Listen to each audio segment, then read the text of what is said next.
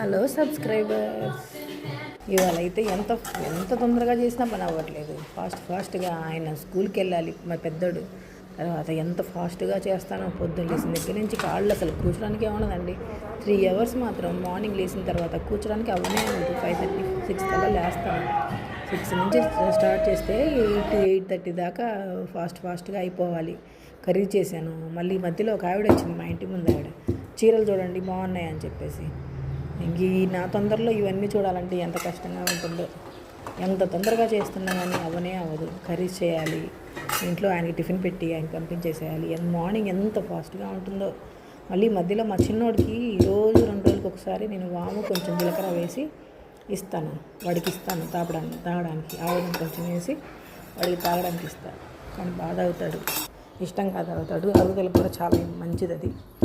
ఇంకా మేము కూడా సబ్జా వాటర్ అవి వేసుకొని వామ్ వాటర్ తాగుతాము. చియా సీడ్స్ వేసేసుకొని తాగుతాము డైలీ. ఆముదం చూడండి ఎంత ప్యూర్గా ఉంటుందో. మా అమ్మ చేసిన ఆముదం అది. అట్లా ఇస్తే దాంట్లో ఆముదం కలిపేసి తాగుతాడు.